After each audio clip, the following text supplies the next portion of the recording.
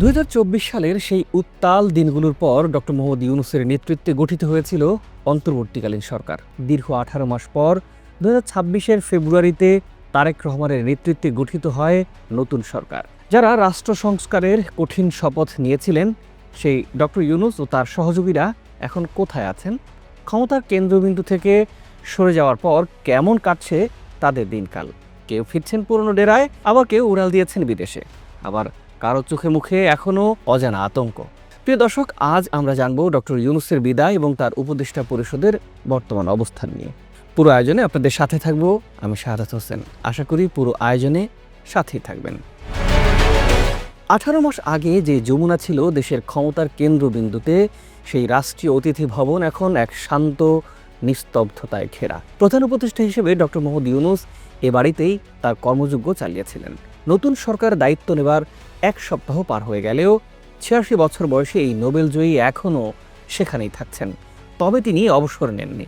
প্রতিদিন সকালে তিনি গাড়ি নিয়ে চলে যান মিরপুরের ইউনূস সেন্টারে, যেখান থেকে তার ক্ষুদ্র ঋণ ও সামাজিক ব্যবসার বিপ্লব শুরু হয়েছিল।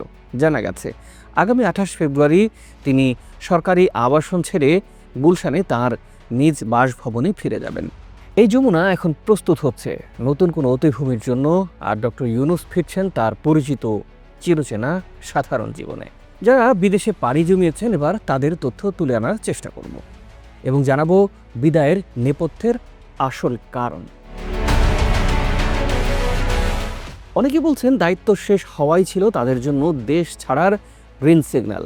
নির্বাচনের রেশ কাটতে না কাটতেই অন্তত 3 জন গুরুত্বপূর্ণ ব্যক্তি ঢাকা ছেড়েছেন। ফয়েজ আহমেদ তৈয়ব, প্রধান উপদেষ্টার আইসিটি ও টেলিযোগাযোগ বিষয়ক বিশেষ সহকারী, 14 ফেব্রুয়ারি নির্বাচনের মাত্র 2 দিন পরই তিনি জার্মানির উদ্দেশ্যে দেশ ছাড়েন। কোনো আনুষ্ঠানিক বিদায় নেই, কোনো ঘোষণা নেই, কেবল এক রহস্যময় তার প্রস্থান।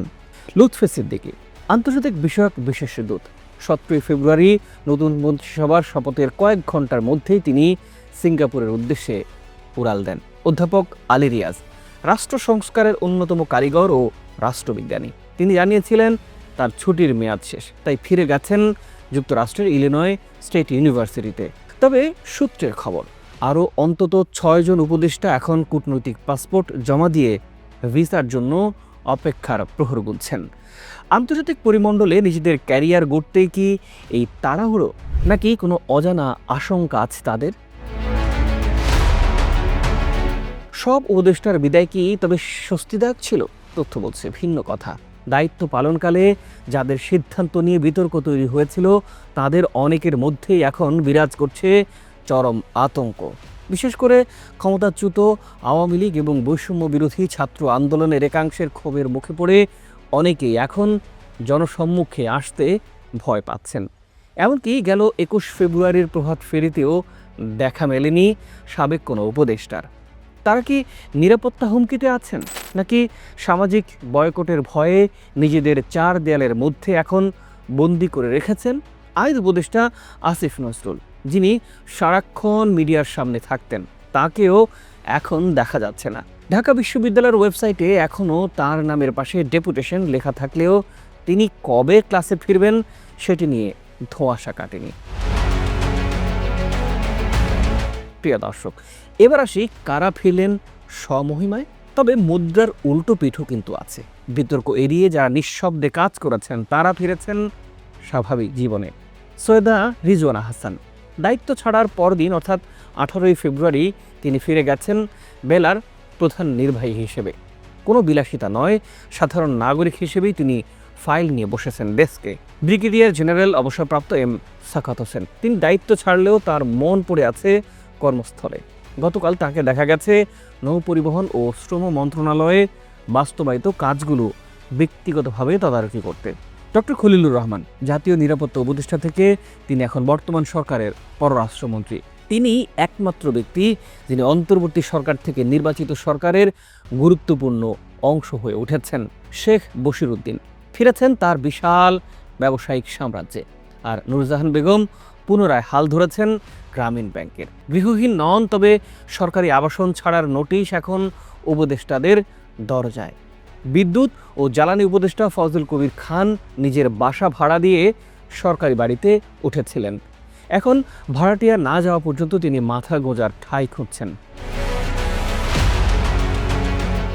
সরকারি আবাসন পরিদপ্তর স্পষ্ট করে জানিয়েছে, বর্তমান সরকারের মন্ত্রীদের জন্য আগামী 1 মাসের মধ্যে এই বাড়িগুলো প্রস্তুত করা হবে। ফলে পরিকল্পনা উপদেষ্টা ওয়াহিদুদ্দিন মাহমুদ, স্বরাষ্ট্র উপদেষ্টা লেফটেন্যান্ট জেনারেল জাহাঙ্গীর আলম চৌধুরী এবং শিক্ষা উপদেষ্টা সিআর আবরার সহ অন্য যারা এখনও সরকারি বাসায় অবস্থান করছেন তাদের ব্যাগ গুছিয়ে নিতে হচ্ছে দ্রুতই। বিপ্লবোত্তর বাংলাদেশে এই 18 মাস ছিল এক চরম অস্থিরতা আর সংস্কারের সময়। এই উপদেষ্টা পরিষদের কেউ কেউ হয়তো মানুষের মনে জায়গা করে নিয়েছেন, কেউ বা বিদ্ধ হয়েছেন সমালোচনার তীরে। তবে ইতিহাসের পাতায় তাদের নাম লেখা থাকবে স্বর্ণাক্ষরে কিংবা প্রশ্নবোধক চিহ্নে। ক্ষমতার মোহ ছেড়ে সাধারণ নাগরিকের মিছিলে মিশে যাওয়া এই মানুষগুলোর পরবর্তী গন্তব্য কোথায় সেটি সময়ই বলে দেবে। প্রিয় দর্শক, এই উপদেষ্টা পরিষদ নিয়ে আপনার ভাবনা জানতে চাই। কাকে নিয়ে আপনি কি ভাবছেন, কেমন মনে করছেন, নিশ্চয়ই মতামত দিয়ে জানাবেন। আজ এ পর্যন্তই। ভালো থাকুন, সুস্থ থাকুন। দেখা হবে পরে বিশ্লেষণে।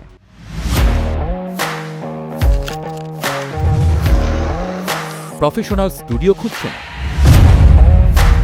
ঢাকার প্রাইম লোকেশন নয়াপল্টনে দেশ সমাচার স্টুডিও আপনার কন্টেন্ট প্রোডাকশনের নির্ভরযোগ্য ঠিকানা। এখানে পাবেন 4K ক্যামেরায় মাল্টি অ্যাঙ্গেল রেকর্ডিং, আছে গ্রিন ও ব্ল্যাক স্ক্রিন সেটআপ, উন্নত মানের মাইক্রোফোন ও sound proof voice over booth. আপনার পছন্দ মতো স্টুডিও ডিজাইন করার সুযোগও থাকছে। Hazrat Shahjalal news content, talk show, interview বা পডকাস্ট যা কিছুই করেন এখানে পাবেন প্রফেশনাল সেটআপ আর ফুল এডিটিং সাপোর্ট। আপনার চাহিদা অনুযায়ী বুক করতে পারেন আজই। কল কিংবা হোয়াটসঅ্যাপ করুন এই নাম্বারে 01-720-210657। ভিজিট করুন আমাদের ওয়েবসাইট ও ফেসবুক পেজ।